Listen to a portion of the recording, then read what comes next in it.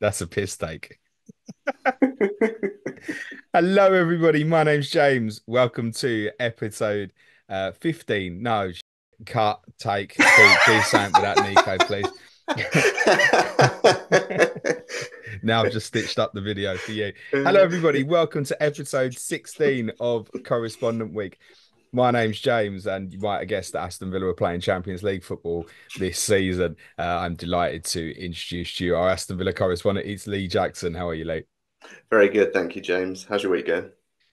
Yeah, not too bad, thank you, mate. Let me tell you that when Tottenham first got in 2010, I did the exact same. Get that badge on the for the benefit of those on the audio. Lee's got the new kit on with because he's not too old to buy new kits, are you, Lee? And he's got Absolutely the not. Champions League badge on the arm. It's got the first time you get in, it's got to be done. You won't bother again, mate. No, probably not. Mate, you'll never get in it again. Yeah, exactly. I'm only joking. I should say, and genuinely, I'd said this to everyone publicly, but I'm not sure if I've said it to you directly because I don't think we've spoken in person. But congratulations on finishing fourth. You essentially finished above my team to achieve it. Well done. You thoroughly deserved it by pure virtue of beating Arsenal home and away. So I actually want to thank you at the Yeah, same time, Lee. But how does it feel? amazing. Just unreal. If we go back to before Emery took over, when we were being managed by Steven Gerrard, and we were looking over our shoulders at the bottom of the Premier League, thinking "Well, we might be in a relegation scrap here. To fast forward only 18 months to be in the Champions League is just unreal. I'm 32 years old, and I've always dreamed about the idea of seeing Villa in the Champions League, seeing teams like Barcelona or Madrid or Munich come to Villa Park. Yeah, so excited for the upcoming season. Can't wait. Yeah, I'll say what I said to you and the other Villa fan. You want the big ones. First Definitely, time in, get absolutely. the hardest draw you can possibly get. I'm telling you, you want it, mate. Even Well, if with the it new layout, we're guaranteed a couple of the big ones, aren't we? you're not, Well, it could be Leipzig. That pot one, most of them are you'd be gutted if big you get boys. that. It's nothing Yeah, against them, and Leipzig would be a good away day and stuff, but that's not the one you want no, from the first pot, mate. But yeah, you're quite right. Remarkable achievement. And actually, to reflect on my team getting on at the first, it was the same thing, right? When Harry Redknapp took over yeah, us, we was like 2 points from 8 games, weren't we? Fast forward 20 odd months, we've qualified for the Champions League as well. How much of a difference do you think it will make to the season for you having this? It's different to Conference League football, isn't it? Let's be real. oh yeah, absolutely. And people are going to draw parallels to Newcastle last season, where they were suffered really badly with injuries, but they also got overwhelmed by a tough Champions League group, lots of fixtures, and ended up disappointing campaign in the Champions League and disappointing campaign in the league. So that's the warning, and it could happen to Villa. Um, we've only seen Unai Emery do well at Villa since he came in, and so all the fans have got absolute faith that Unai Emery, with his previous European pedigree, knows how to manage 2 games a week. That being said, his Champions League experience is limited. His speciality, as we all know, is Europa League and Conference League last season. And you can no longer drop down into that. So he won't be winning it No, this year. How did you feel when you lost 4-0 to my team? Did you feel like that was it? It was done. yeah, I certainly thought we don't look like the same side that we were in the first half of the season when we were beating City and beating Arsenal at home and won about 15 home games on the spin across the end of the previous season and the start of that. We looked like a totally different side. And after you guys came and battered us, it's fair to say that 4-0 didn't flatter you on the day. Yeah, it was concerning. And a lot of Villa fans were sort of saying, we're blowing this. We're doing a classic Villa, all the promise, and don't quite see it through. But like you said at the start, that result away at Arsenal to beat them 2-0, unbelievable. And the form that we were in going into that, we didn't see that coming at No, all. I was going to say, bar the Arsenal result, which was obviously a phenomenal result, is it fair to say that you basically crawled over the line because my Absolutely. team had bad results after beating yourselves, right? Yeah, we did. It was a real struggle second half of the season. We had a lot of disappointing results.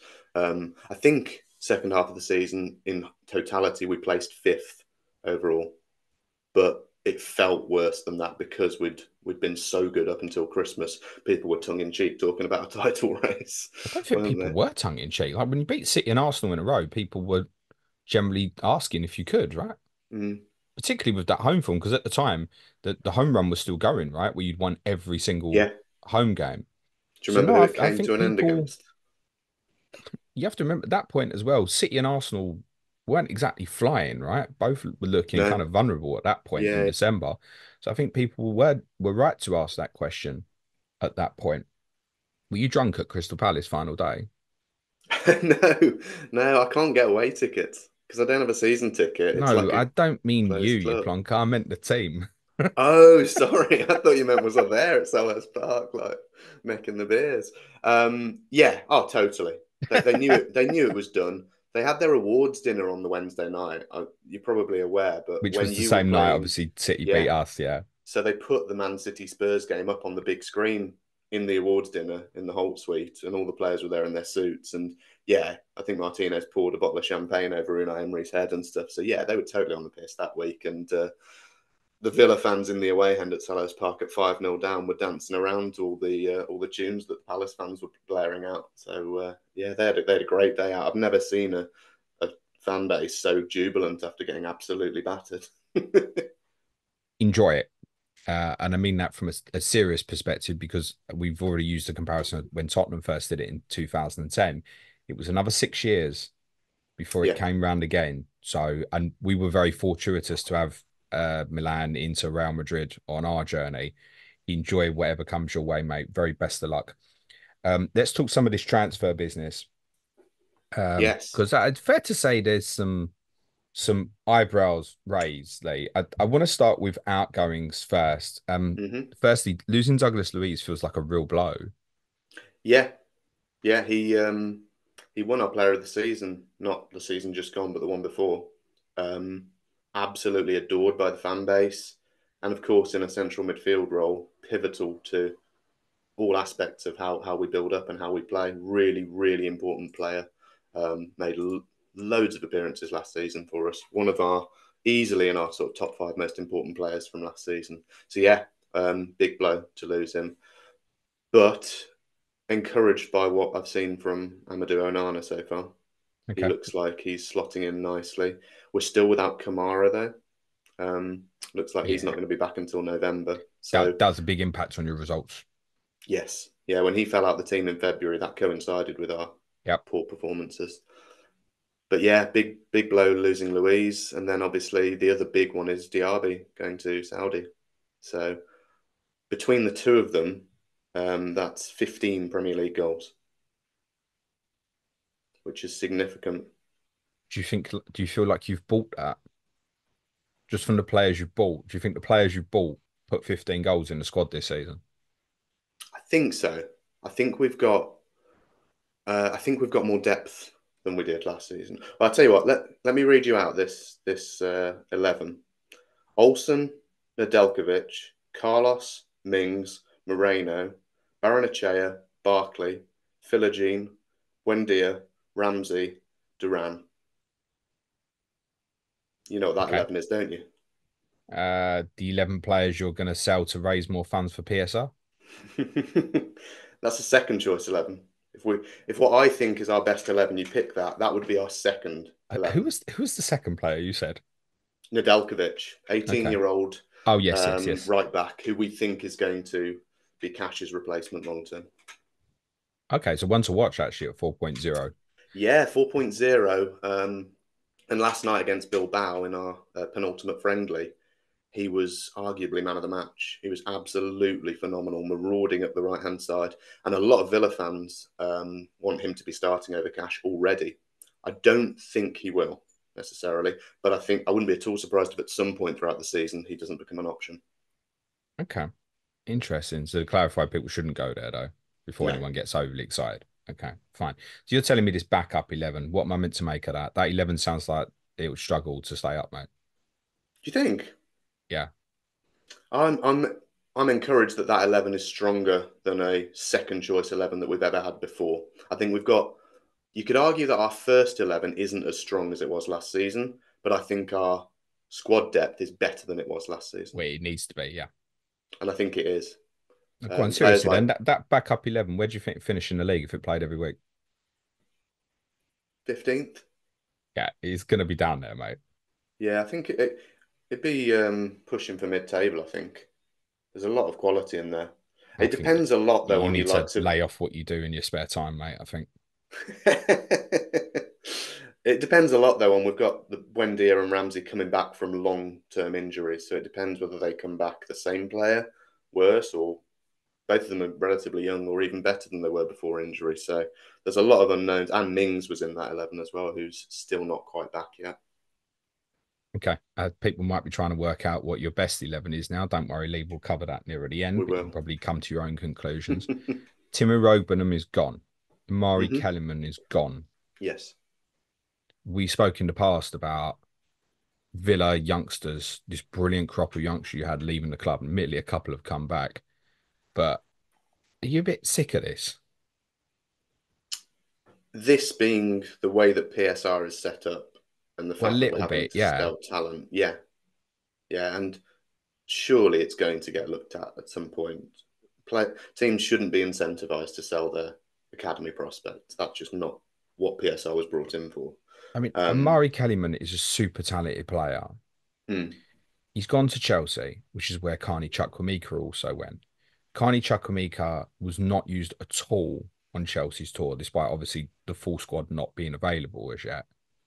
Like, I really worry for some of these players and what's happening to yeah, them. yeah, they're being used, and it's the same. I think it's similar with us signing Dobbin. That was an Everton deal as part of the PSR sort of No, it merry-go-round. wasn't, was it? Did you not realise? Nah. And Dobbin's gone straight on loan to West Brom, hasn't he? Yeah, that's what I mean. And you've got another player that it feels like is being used like a pawn for the I teams to get said around this. I PSR. don't blame the clubs, although it's a case to say that the clubs maybe should have been abiding by the rules a little bit better and not putting themselves in this position. But I Mm, don't blame the clubs for doing what they need to get themselves out of what will inevitably lead to points deductions, as seen for no, last year, because it obviously made everybody panic with what happened with Everton and Forest. On Kellyman, how would you see him getting on at Chelsea? we really haven't seen that much of him. I know he's highly rated, but his minutes in the Premier League have been so minimal. It's hard to say. Okay. Incomings. So you brought a couple of lads in from Juventus. How involved do you expect them to be? I think Illing Junior is the one that's caught the eye in pre-season. So he's a sort of left-sided attacker, English. Um, yeah, he's looked lively. He's big. He's strong. So he's slightly different to what we've had previously in that left-sided role in that Ramsey kind of more slight build. And Baranachea is Argentinian, more of a sort of holding midfielder, probably sort of understudy to your Kamara Onana position. That's sitting in front of the defence kind of role. But he's a bit younger. He's a year younger than Illing Jr. Both of them are young, 22, 23. So I think they're probably prospects for the future rather than going to disrupt the first team immediately. Okay. I could see them both getting minutes, but neither of them are going to be starting away at West Ham in game week one.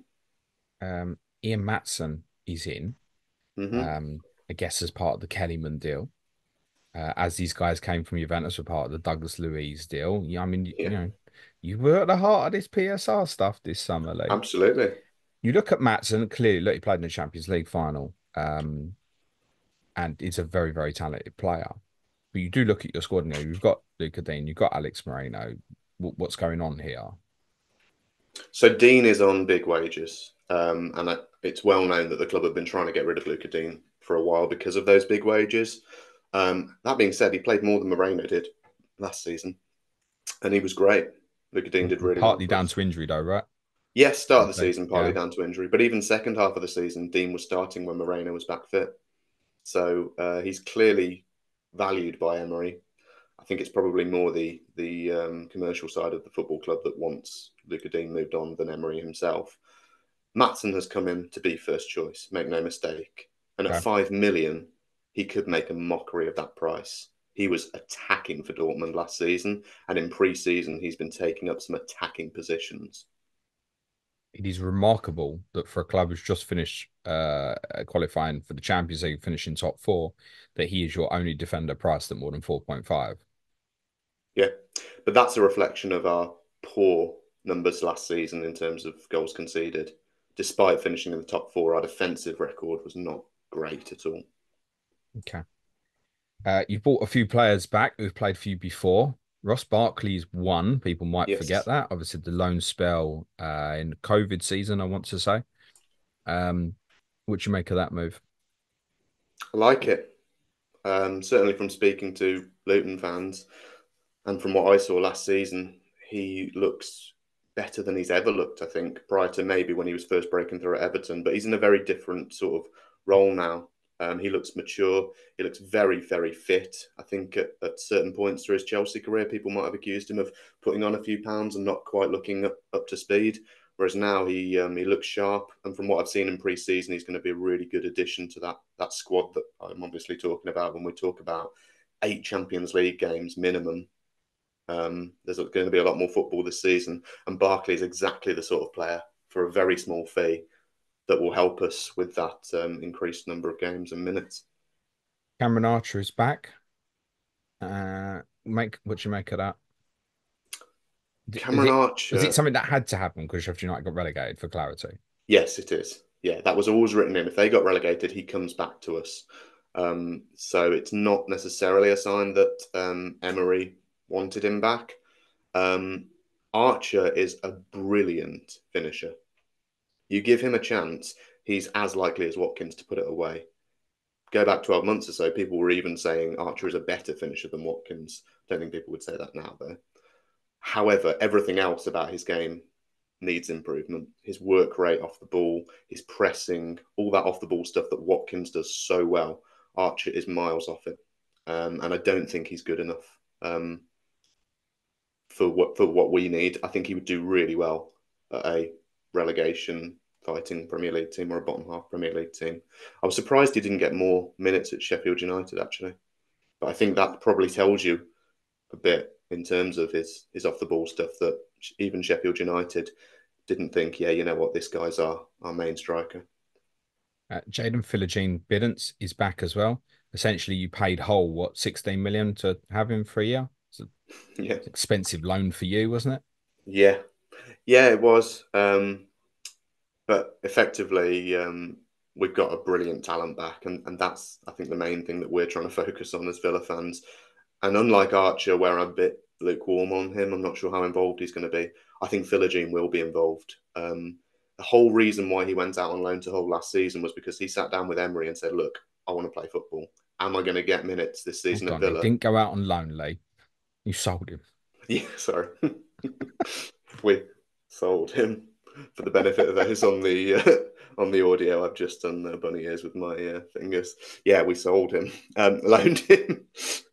Yeah, Philogene's back, and we're really excited about Philogene. The only reason he went out to Hull last season was because he wanted to play football. He sat down with Emery and said, "Look, am I going to get the minutes?" Emery said, "I'm not sure I can promise that to you this season." He's come back this season, had the same conversation, and I think Emery probably said to him a few weeks back, "There's a good chance that you're going to get more minutes." Musa Diaby is on his way out the door. And yeah, we've seen how good you were last season at Hull. I don't think he's going to be starting, but he's definitely going to be involved. It felt like one on the outside though that there was a deal agreed with someone else, and his agent was popping up all sorts of, but wasn't his agent outside the Camp Nou and all Yeah, sorts yeah. was going on. They were like, Embarrassing. we don't know who this is and stuff like that. But because of the sell-on clause, you were able to get him effectively cheaper than what anyone else was paying, and it almost felt opportunistic. And I Yeah, do wonder, not that he'd get sold on again, but I wonder if he's one that if that's what he thinks, and then come sort of after game week 2, he's not starting. If he ends up going on loan to maybe even another Premier League club at this stage. I don't see it. I think he's going to Okay. be with us this season. You expecting to spend more? Not necessarily. I think if Duran goes, it hinges on Duran. If Duran goes, we'll sign a forward. Archer, not enough there. No, don't think so. Okay. It's interesting because a lot of I think the majority of the clubs at the moment, it feels like there's more business to be done. Yeah. So from a fancy perspective, that appeals. And either way, in any case, we can be fairly sure on Ollie Watkins' minutes. How did you feel when he scored against the Netherlands? Well, as you, I think, know, I had a little accident in, not a toilet accident, that Don't sounded a bit tell weird. everyone that, like. I accidentally punched the air. However, the air wasn't the air. It was actually a light fitting in the lounge and smashed it into a million tiny pieces, a glass light fitting. So, yeah, you could say I was quite happy when that goal went in. Lee, it's not something to be proud of. I know, but it's a story. Um, yeah, unbelievable. Never seen growing up. I mean, we hardly saw a Villa player play for England. Never mind score a goal for England. Never mind score a goal in the last minute of a Euro semi-final. So yeah, it was bedlam. Me and my dad were just screaming, "Ollie, Ollie!" I think as well, probably from the Villa perspective, he does mean a little bit more when it's your own player. Of course, it does. But Definitely, obviously, Tony had been used in the Slovakia and the Switzerland games, yeah. so there was probably no fault that he'd even get on. No, So then to have that moment, yeah, absolutely brilliant. So we've had a load of players this week, Lee, where we've had players from the England team coming back, and I said, they will start game week one. And I think everyone bar Adam Pritchard's gone. I don't think so, actually. Ollie Watkins will start at West Ham in game week one, won't he, Lee? 100%. Good lad. Sure. Yep. Is he in your FPL team, mate? I haven't done a draft yet. What? I'm holding off. Um, don't get me wrong, I'm still absorbing a lot of FPL content. I'm giving it a lot of thought, but I haven't actually tinkered with the auto pick yet. I think Watkins is definitely one of those which is on the fence.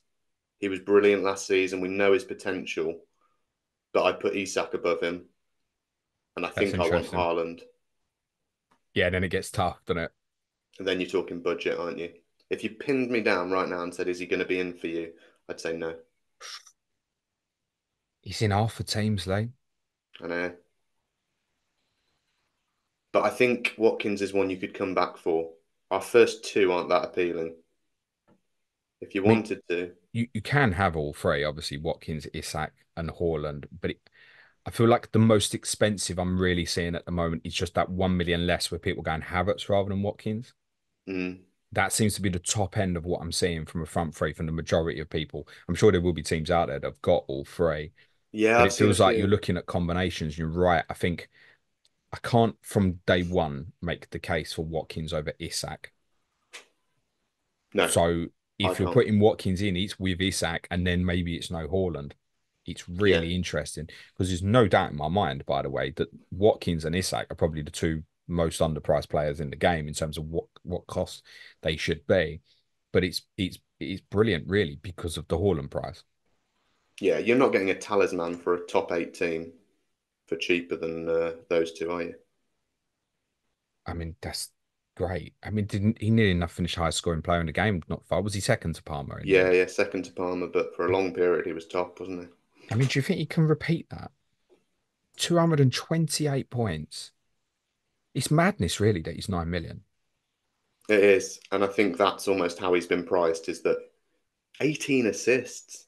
I mean, yeah, we should acknowledge that the 18 assists against an XA of 4 Yeah, is one hell of an overperformance, but the goals scored of 19 against an XG of 16. Okay, yes, there is an fair enough. overperformance there. But that's fine. I don't necessarily see him repeating that. I think he's always been a 90-minute man in the Premier League. With Champions League football, there's a fair chance that his minutes are going to be impacted, and you're going to see some early subs. If we're comfortable in games and we've got a Champions League match midweek, Watkins might start getting hooked for the first time in his Villa career. Mm. You're going to put people off here, mate? Because Sire certainly wouldn't have been putting people off Isak, right? No, And the I mean, first two, West Ham away, Arsenal at home, isn't the easiest. The problem is, I don't want to look at that period of game week 3 to 9 and not have him. no, No, I think you need to have that in mind, definitely. There needs to be a route to Watkins if you're not starting with him, whether I that's an early wild card. I And I don't think, want to. I don't want to lose Isak at that period. And if you've gone with Haaland, oh, I'm gonna sell Haaland before West Ham away. no, It's not that straightforward. no, that's not happening. But I think with the changes to the transfers being able to be rolled up to five and importantly through a wild card, I don't think there's any reason why, if you wanted to, you couldn't wildcard game week three, game week four as that good run starts. The one that we really identified when we did a podcast a few weeks ago on kind of buying and selling and looking at fixture swings, and the first one we really identified really was Tottenham to Villa in Mm, game week three. Take Tottenham, Leicester away, Everton at home, miss the first two for Villa, and then get into Villa. The problem is, as it stands, you can't set from Tottenham to Villa. So no, you're almost doing two transfers to do it by saying starting with Son, downgrading Son, and then getting someone like be it like Wood or something like that up to Watkins. yeah, and no one is doing that. Son's ownership is I've seen a really few low, people isn't it? plan that move. Really? Yeah, I have. I have seen a couple of people plan that. Yeah, it feels like Son, as you said with Ricky earlier in the week, he's definitely been slept on by a lot of people. All right, But yeah, we that's was talking that's an about option. toilet issues a minute ago. It's gone really sideways now, mate. Watkins, I can't pick him over Isak. And so then the default answer on Watkins is by virtue of what happens with Haaland. Because if you don't go Haaland, I Yeah, absolutely would want him in. I think easy. not easy because you can still go Isak, Havertz, and one of Wood, Muniz, Armstrong, whatever you want at that value. If Dominic Solanke, I mean Dominic Solanke is a consideration if he stays at Bournemouth, without a doubt. If he moves to Tottenham, he's going to become, I would imagine, a greater consideration for people. It's still not a definite. That I own, think that I ownership think is it is. massive, though. If I don't go Haaland, Watkins is an absolute lock. I'm not picking Havertz over Watkins. I think Watkins is far better FPL asset than Havertz. Havertz has got Jesus breathing down his neck. Watkins is absolutely nailed. Watkins is the talisman. Arsenal's talisman is not Havertz. I wouldn't be. I'm not that keen on Havertz as a pick. No, it's Watkins all fair. day. It feels like reasons to go without Watkins currently would be one, you do think there will be a regression across Mm-hmm. his overall points across season. But listen, if he even dropped by 30 odd points, if Yeah, his you're delighted with if that. his assist came down to 8 or 9 at 9 million is still going to be good Mm-hmm. value for you.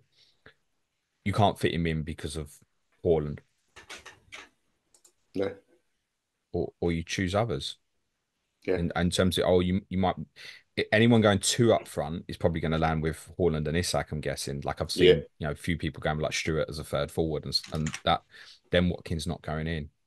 But the majority of the game's got him. Well, I say the majority, half the game has got him currently. But that If that's the big one for me is Watkins doesn't have a Gabriel Jesus breathing down his neck. He's got Duran and Archer breathing down his neck, assuming Duran stays. And we know there's obviously been that transfer saga that's been going on for a few weeks now, where it looked like it was a done deal. Um, and Duran is just a liability when it comes to everything off the pitch and sometimes on the pitch. Him and Zaniolo last season got nicknamed the Chaos Twins by Villa fans because every time they came on, they both get a yellow card, and you'd think one of them's going to get sent off in a minute. He's a But he has the talented player though, quality. isn't he? Yeah, and this is it. He's still very young. He's got bags of talent, but he just needs to grow up. He needs to pack his ideas in. Well, I mean, what that was all about, where he might have thought it was funny and stuff, but was he on an Instagram live or something where he's ended up doing the West Ham symbol? Yeah, I mean, there was no way I was doing it, mate. it's just, Um, the thing is, it's not malicious or like a no, he middle thinks he's finger to being the Villa funny. fans. It's just stupid. It's Yeah. so naive. Like, But it's what are you enough that's doing? going to get the fans against him, as in the Exactly. majority, all the Villa fans will know that that's happened. Yeah. Fulkrug has now gone there. Yes. So what's he going to do? Swap a good claret and blue for a mediocre claret and blue? Sorry, West Ham fans, come for me. And then not be back up And and still potentially be playing wanting the the bench. Champions League, but be a backup with no European football. And okay, Yeah. there might be a route for him. But didn't he also say something about, oh, it's flattering getting Yeah, with big clubs and stuff. And okay, West Ham, I'm not saying it's a small club, but it's not an upwards step. no, getting lots of attention from big clubs is a real compliment, he said, or something like that. It's like And then he's just dropping the West Ham things. yeah, Yeah, and he also throughout the season last year, when he was a bit frustrated in January due to his lack of minutes, he deleted all of his Villa posts from his Instagram, like stupid stuff like that. he's young. He'll make Yeah, mistakes. I get that. But is it fair to say that certainly the feeling I've had from the Villa fans within our patron community is get him gone. yeah, That's the feeling I've got from the Villa yeah, guys. yeah. I think we appreciate he is a talented player. He could go on to be a world class player, but as of right now, we feel like if we can get 40 million for him, take the money and run, and let's bring someone else in. Okay, hypothetical for you. Uh, Solanke goes to Tottenham, Bournemouth by Duran. Would you be interested? In Duran at Bournemouth. Just a hypothetical. I mean, if Solanke goes, Bournemouth are going to want to forward, and this might be one that's available, right? Yeah, that's a really good question. Yeah, I think so. What price is Duran? Five and a half, 6. six. It's a So good you're price. in with Muniz and Wood, right? If he's warming the bench at Villa, it's an awful price. If he's starting for any Premier League team, it's a very good price. Yeah, I'd keep an eye on that. And Bournemouth fans, we're just speculating here. We don't know anything. As a reminder, it's pre-recorded on Thursday morning. Right, let's talk some of these midfielders. And again, fascinating that considering you've qualified for the Champions League and finished fourth, there is only one midfield player priced at more than 5.5.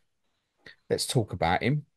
Mr. Leon Bailey, who served me very, very well last year as a 5 million midfielder. I owned him for about 4 months. I Mm. don't think I'd be owning him for 4 months at 6.5 this season, Lee. So tell us what you think. Brilliant season last year. Leon Bailey's now going into his fourth season with us, and it's taken him a couple of years to get fully up to speed. He obviously came in when we sold Grealish, and last season was kind of like what we've been waiting for as Villa fans. The first couple of years of Leon Bailey were incredibly frustrating. He felt like one of those players that constantly flattered to deceive. He'd do a brilliant bit of skill, and then he'd create a yard of space and put in an awful cross. Or he'd go through one on one, get away from the defender, take it round the keeper, and then hit the bar. But last season, it all clicked into place, and we saw what he's capable of. Um, and 21 attacking returns in the Premier League from 22 starts is no joke. More attacking returns from the bench than any other player in the Premier League, with 7 attacking returns from the bench. Sounds like a must have based on what you're saying. I'll throw a stat the other way then. That's from the 21 attacking returns are from an expected goal involvement of 13. So there has been a Yeah, massive overperformance from that perspective. yeah, that's true. And I suppose the question then becomes: is he consistently overperforming? Is he an elite finisher, or is he due a dip back to what you'd expect? I can see again to go back to almost the Watkins point. Those who are not going for Watkins, which is currently half the game at the moment, and it might be that a load of people will end up getting him in game week 3 or so. But I think because of the run that you have from game week 3, which for clarity, Leicester away, Everton at home, Wolves at home, Ipswich away, Manchester United at home, Fulham away, Bournemouth at home, before trips to Tottenham and Liverpool. That 3 to 9, you're not going to get too much better than that. No. Manchester United might become a much tougher game, but if it's the Manchester United we saw for a lot of last season, it's still a good fixture, particularly for the attacking players. So if you've not gone with Watkins, I do think you look at that run, you think, well, if I'm going to be consistent with Haaland, Isak, and an enabler, I'm not going to go there. So Mm. you're drawn to want to look at something else. And Leon Bailey definitely could be one of the better 6.5s. But I fear the first two are challenging. West Ham away and Arsenal at home don't make me feel like you're going to go off. And he's in that bracket where someone else will, and Yeah. people will move. The other big problem is I look at things like Everton at home and Wolves at home fall in either side of your first Champions League game. and you go back Yes, to those 22 starts. And I completely get it. He can make an impact off the bench and stuff, but he's not 5 anymore, mate. He's 6.5. People are exactly. not going to want a player that's, oh, we've got 3 games this week. And clearly he is getting managed still. That's part why he managed to play so much last year, was he was being managed. Mm. I think as far as 6.5s go, Leon Bailey's got to be at the top of that list. Do you There's no, think best of the lot? yeah, Yeah. there's no 6.5 in the game that's that had 21 attacking returns last season, and that we've seen consistently for a whole season delivering goals and assists. I think he's right at the top of that list at that price point. Nkunku is the one that's getting a lot of attention, but there's such a risk around the Bundesliga tax. Can he do it in the Premier League? I know he was hardly featured last season because of injury, but as of right now, you know what you're getting with Bailey. You don't know what you're getting with Nkunku. The only thing that worries me with Nkunku isn't the Bundesliga tax, it's Chelsea. Yeah, it's the only thing that would put me off him. I think Nkunku is the outstanding one. I've been quite clear on that pretty much from the start. And the fact that he's playing in pre-season, I just know if he gets into position, he'll score. Hmm. So he's just Is he got to get into is positions. he definitely first choice? Definitely going to start? Well, I'll preview the next Correspondent Week episode at the end, Lee. Bailey will start. That's one final point on Bailey. Willie Lee, He, he's 22 starts last season. How can you say that? because we haven't got Diaby anymore, he'll start But you also said about Philogene Biddance is going to get minutes and stuff, right? from the bench. Yeah, yeah. I'm not saying Bailey will play 90, but he's first choice. You also had for long periods last year, and I realize it's different side, but it does have an impact. Jacob Ramsey, Yep. um, get fit as far as I'm aware. He has been linked away with a move away as well, but I suspect he'll probably stay now at this stage. Yeah, I think he's staying. So we're going to talk about Rodgers in a minute as well. There's plenty of competition. How many times have you seen Villa line up in a 4-4-2 and push Ramsey off the left and have McGinn actually come from right and midfield? Now I know quite Mm. often with that, actually Bailey's gone through the middle with Watkins. He's much better holding that touchline, isn't he? Where he can see the game. Oh yeah, yeah. Right mid, right wing. That's where Bailey thrives. Yeah, I don't hate it. I don't mind it. It's one I'll look at, but I certainly wouldn't be surprised if you're looking at the fixtures, particularly in between those Everton Wolves 2 home games. I think there's probably one of them he doesn't start. Mm. He'll come off the bench and score though, so it's all Okay.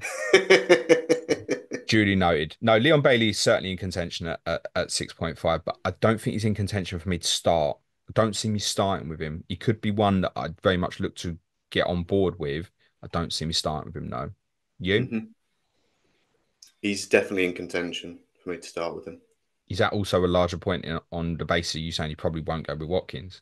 Do you Yeah, think that's psychological on that? probably. Yeah, And I think that's okay, by the way. It's not criticism. yeah. I think it will be Uh, Bailey or Rogers for me. Oh, it won't be both. It'll be all one or right. the other. Nice segue then. Coming in. Morgan Rogers, 5 million. Talk to me. He is just incredible. When he came in at January, there's a lot of Villa fans who were a bit sort of confused by this signing. It didn't feel like a position that we necessarily needed to bring someone in on. But wow, he impressed in the second half of last season. Um, eight starts and 3 goals, 1 assist. So good, steady returns from a limited number of starts at the end of last season. Still very young, and he's looked amazing in pre-season. He's really, really impressed in pre-season. Um, not that that is always the best guide as to who's going to hit the ground running in the Premier League, but yeah, we're all as Villa fans really excited about Rodgers. And 5 million is a very, very He tempting absolutely price. is. There's not much to pick from at 5 million. You talk about Bailey at 6.5. There are options there. Even at 5.5, there's a lot of options. There isn't that much to pick from at 5 million, which is why I'm really hot on Rodgers because he has big, big potential. Okay. First question. Do you think he'll start game week Yes, 1? Yes. If you went with him, would you be looking at him as a fourth or fifth midfielder? has to be fifth Why does it have to be fifth? So because you're he's talking not. about him as a first sub, basically. Yes, yeah. Okay. Well, first sub slash rotation. When there's good fixtures, I'd be starting him. but he's at 5 million. He's okay to bench. He's ideal as that 12th man, I think. Um, but I wouldn't be comfortable having him as my fourth mid because he's not guaranteed to start. Ah, so you're not that high on it then. He'll start game week 1, Yeah, I but think I think Ramsey's a big threat to him now. remember he can play that number 10 position as well behind Watkins, and he did that last season. Yeah, So there's a couple of routes to Rodgers getting in the team, which I think is why at 5 million, cheap at 0.5 cheaper than Ramsey, I'd put him above Ramsey in that pecking order, cheaper and more routes to getting on that pitch. he's the only 5.0 midfielder currently with more than 3% ownership. And he's not flying off the charts, right? He's at 7%. I think there's a couple of debates around him. One will be concerned about minutes. I actually liked it if you go with him that he would be the eighth attacker. What I'd arguably even maybe prefer is that you had someone else that you could pick and choose from. So almost like joint seventh attackers, Exactly. and you pick from game to game which one you like. And with your fixtures from game week 3, you'd probably want to favour him. So I don't know if you might want to look at something that's enabling at a club that's got a decent first two, for example. Mm. Um, but there is an alternative. The one alternative is obviously just go 4.5 and write that off because it's Yeah. 0.5 for somewhere else in your team. If people are trying to fit Haaland and Salah in, and you look at Roger, oh, Roger's my first sub, you can hit 0.5 down and get it in the rest of your team. Mm-hmm. There is another player that's emerged at that price who doesn't have the ownership yet, but is obviously Oscar Bob. Yes.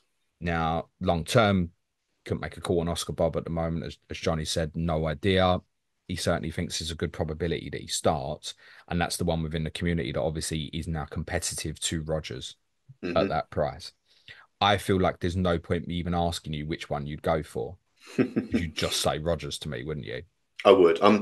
And to hark back to our previous point on Bailey, I'm hotter on Rodgers than I am Bailey, just because of that price point. 1.5 million saving over Bailey is a lot for what could be an awesome FPL asset. I think with Rodgers, you've just got such high potential at 5 million for what 0.5 more than the cheapest option you can possibly pick in the game in midfield. It just feels like that upside is there to go Rodgers as your fifth mid. And the other thing to say is if he does score in the first game week or the second game week, you know people are going to be diving into him at 5 million because it's so easy for people to get to. Just wondering if people would consider. I mean, I was saying about obviously having kind of a joint seventh attacker with him as someone you could pick alongside him, maybe for the first two. But maybe the answer to that is Bob. You Pick could put them both of them. both in. Yeah, Have Bob for the first two. There's a chance he's going to come out the team at that point. Maybe if he's doing great, you carry on. If not, well, the swing of fixtures with Rogers is there. yeah, But I guess in reality, they're both rotation risks, aren't they? they are. Yeah. That Rogers is at the same price that Leon Bailey did so well for me out last year, and I'm aware of his talents. I think he really impressed when he came in. Not a lot of us knew a lot about him. There was surprise, I think, that you paid what you paid to get him from Middlesbrough. Not exactly Mm-hmm. torn the championship apart, but yeah, very impressed with him. Looks a really, really good player, Lee. So yeah, if people want to go there, I'm not going to put them off. I guess because of Rogers' price and Bailey's price, are we just ruling out all of those at 5.5 in Yeah, midfield? I am. I am. There's lots of talent there. I absolutely love John McGinn. I love Tielemans. Ramsey's a great player. Barkley, I've already spoken about. I think he's a really good signing. But as FPL assets, I don't think you can touch any of them. Yeah, I think the theme this week, one of the big things from these correspondent week pods as well is actually the emergence of our correspondents really liking some of their 5.5 options. People maybe weren't thinking about earlier this week, like Murphy, Kamada, to go on top of the ones that people were thinking about, like Minter, Hudson Odoi, and there's a couple of others as well. Ben Brereton Diaz going to Southampton as well. They've got a great swing from game week 2. So I think, yeah, I couldn't see me picking one of the Villa ones. If you had to pick one of them, McGinn, just for minutes. that's Dolly.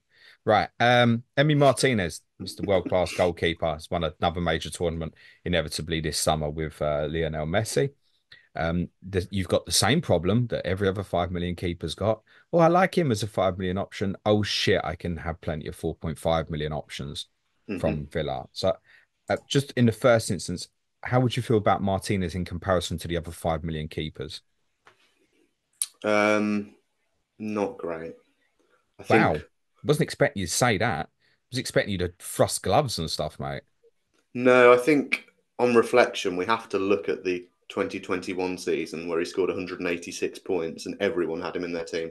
We've got to look at that now with three more seasons on the board as a flash in the pan. He's never gotten near to 186 again. He's gone 129, Wasn't that the 135, second highest 115. score ever for an FPL keeper? I want to say behind Brad Yeah, Friedel, maybe. yeah, it was. And going into the following season, we were all saying we've got to have him at five because of what he did the previous year. 5.5, sorry, he went up to that season.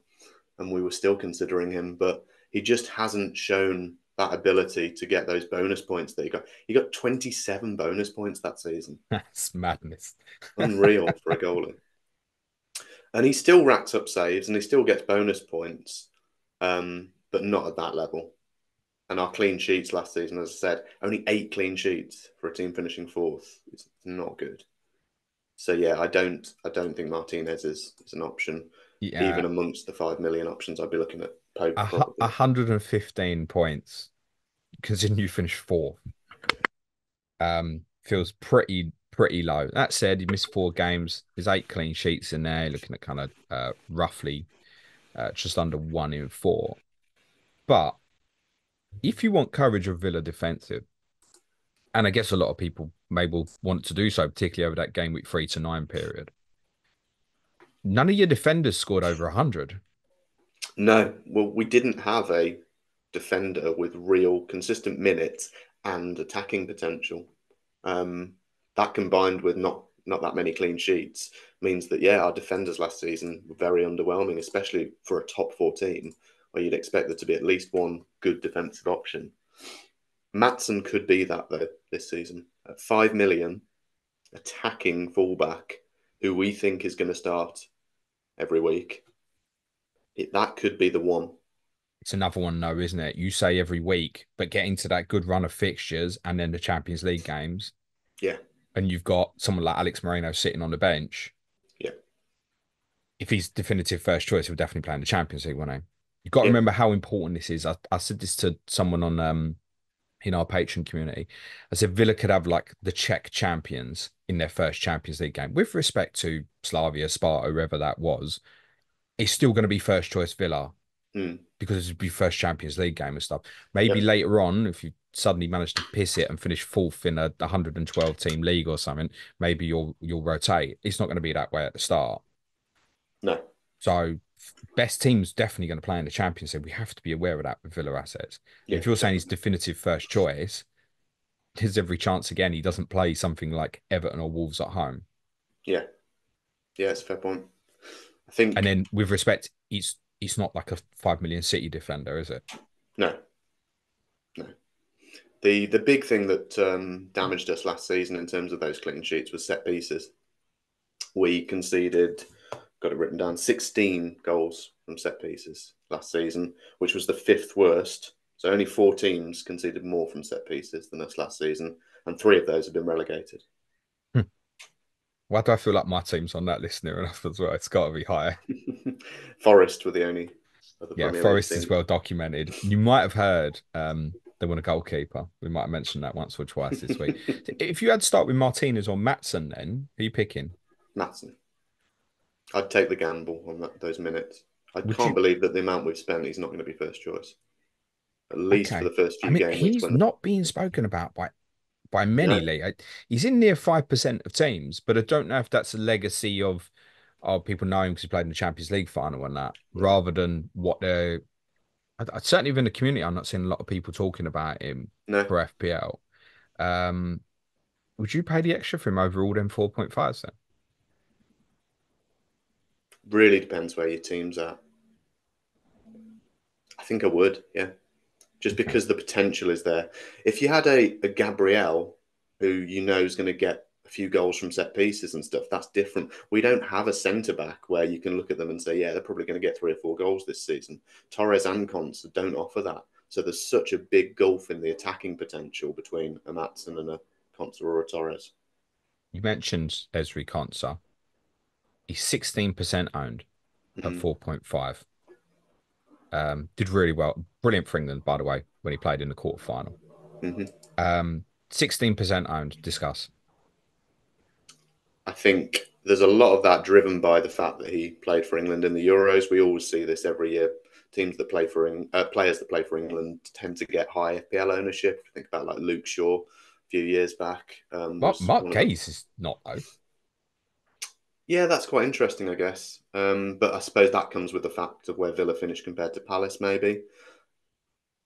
I think it A comes lot. with Joachim Anderson being the 4.5s, the highest scoring by a distance of the 4.5 million defenders from last season. Mm. But no, Konsa won't be in my FPL team come game week 1. I can tell you that for a fact now. I just think I haven't seen enough to be sure that we're going to keep clean sheets and there's no attacking threat from Konsa. Don't get it. I think there are better options. It is interesting. I think it was one of them, like Lissandro Martinez fell into a bracket as well. So 4.5, have you seen them defend? And obviously Martinez clearly improves them. Conte got 91 points in 35 games last year. And it's like people falling over each other. And that's when you finish fourth. Mm. There's a chance here that things get worse for you, right? Could get Yeah, better. But there's a chance that you keep less clean sheets. There's a chance that Ezri Konsa doesn't get that. no, 91 points from 35 games. Not even like he's a flashy fullback or something. exactly. Not under any consideration for me, actually. Nope. Can't see it. If you had to go one of the 4.5s, your favorite, Torres. I think he's got more attacking threat than Konsa. And Cat. and yet he's 1.6% owned. Yeah. I just had a quick look at the statistics between the two. Doesn't necessarily bear that out.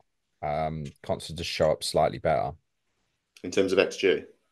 I mean, they're both shit, like. Yeah, yeah. Yeah. It's not a lot in it. This is what I said. This is why Maatsen is a really interesting option. But yeah, again, you've got Consa who we don't like. We had the discussion, which you won't have heard a little bit with Matt about 4.0 defenders. Consa's 4.5, 16% owned. What's the chance of that sticking? It might become really interesting for us at 4.2, 4.3 later in the season when we really need something. Yeah. Yeah, I'd rather start with Torres and Consa. I think I Mm. agree with that. Okay. Tyrone Mings, how far away? Love that man. Love that man. Close, we think. It's worth saying, though, he hasn't played a minute in pre-season, so he's not that close. He didn't travel to the US with the team. He's been doing his own rehab training over here. But Emery has said in the next couple of weeks, he's expecting Mings to be back in training. So he is close. Hypothetical, and sometimes these questions have to be, but just to get an idea for you. If Matson was unfortunately, say, to get injured at the weekend, Don't say that, James. Why are you doing no, that? I'm sorry. Well, I'm trying to sell this here because someone will at the weekend, and on Monday it'll be like, oh my God, he's going to play instead. He's a great option. So if Ian Matson was that unlucky person, and you're looking at Alex Moreno at 4.5, would you want to go there? Depends on Dean. Our friendly last night, You know Moreno the didn't club get. want the club want to move him on, right? Yeah, that's what we think.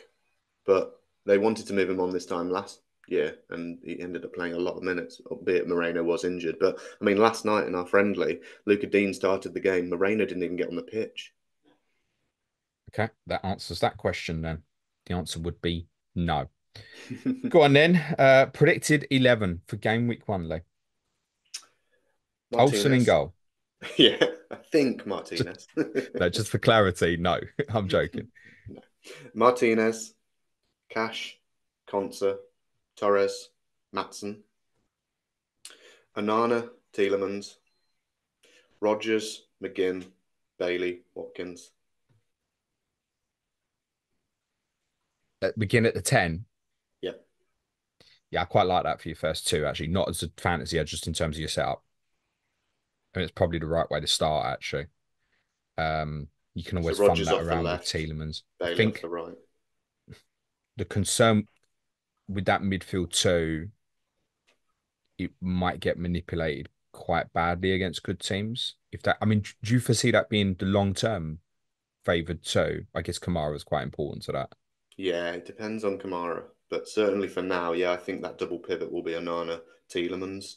I don't think Barkley's going to be starting. Okay, interesting. I'd be quite worried about that too off the ball, like. Really? Yeah, yeah. In terms of on it, I think Onana's a really good footballer. Um, and I think there is a wide agreement. Me and Clates were discussing this on one of our debrief podcasts that we think he's going into a better team with respect to Everton who play a different brand of football. We think he'll do well. I think Tielemans off the shoulder, when it's in front of him, it's fine. I think even Leicester fans would go back and say going back the other way is a problem. So if Mm, Onana doesn't hit the ground running, yeah, I'm just thinking of players picking into the 10 position. Obviously, your team squeezes the pitch and leaves obviously the space over the top as well as anybody. So it's more difficult to find that space. But if Tielemans or Onana get pulled side to side, yeah, I'd worry for you in that zone if those two are going to play regularly. mm, And I think people will target that.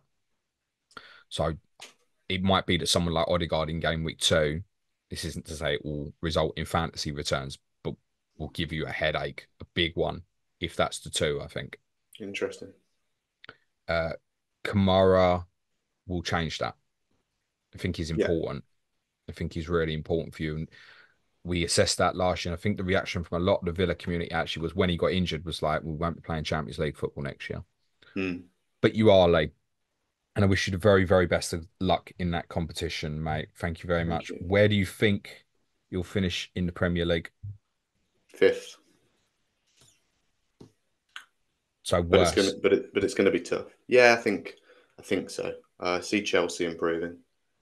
do you? Um, I do. It's interesting.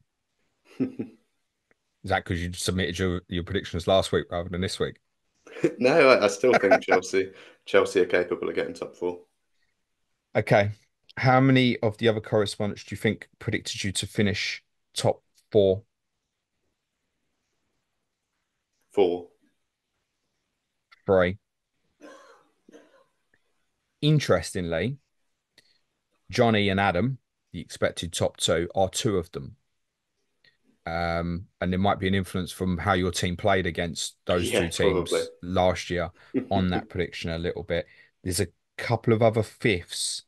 Average position across the 20 predictions is 6.7 as a finish, Interesting. which would have you as the lowest of the top eight. So on a table, the guys have got you finishing eighth. I don't think we should be surprised about that. I don't think it's a reflection No, on what people think about you on your team.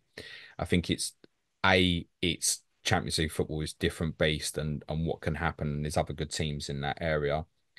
And B, I think as you've acknowledged, you didn't finish the season great. no.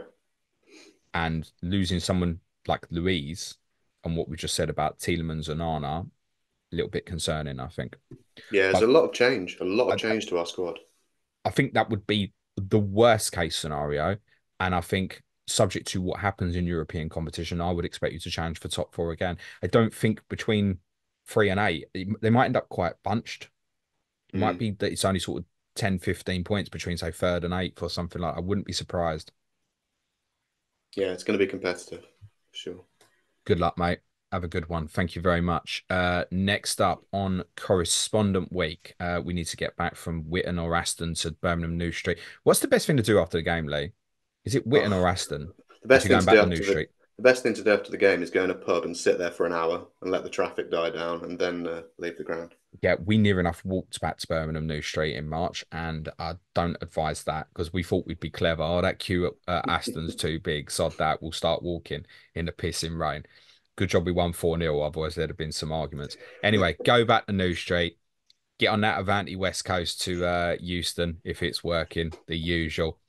And I guess you're probably going from Euston, Victoria line to Victoria, and then I guess District line to Fulham Broadway. to Stamford Bridge. Next up, kicking off day 5 of Correspondent Week is Gary Mansell on Chelsea.